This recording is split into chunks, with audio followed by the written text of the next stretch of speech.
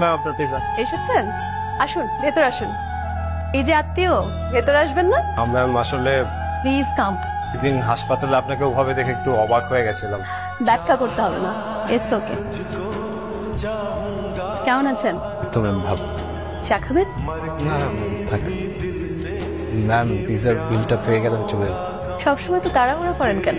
এখানে 2টা মিনিট অপেক্ষা করলে কি আপনার খুব বেশি ক্ষতি হয়ে যাবে? ডেলিভারি করতে কি আপনি খুব এনজয় করেন? বাধ্য হয়ে করতে হচ্ছে।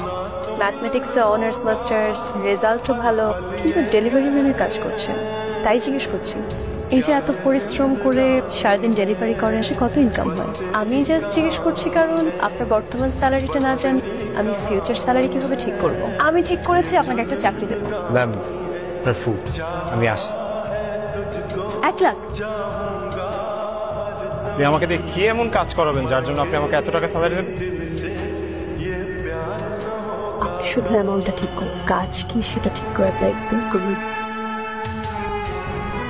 শুনেন মনীষ সাহেব, আপনি যত তাড়াতাড়ি পারেন মায়ের হার্টের অপারেশনটা করাই ফেলুন।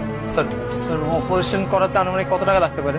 অ্যাটলিস্ট ওনার তো 2টা ব্লক ধরা পড়েছে। 6 লাখ টাকা ধরে রাখুন। আপনি সামান্য ডেলিভারি ম্যান স্যার, সাথে এত টাকা আমি এখন কিভাবে ম্যানেজ করবো? স্যার আপনি চিন্তা করবেন না, আমার মার জন্য যা যা করা লাগে আমি সব করবো। আপনি অপারেশনের ব্যবস্থা করেন স্যার।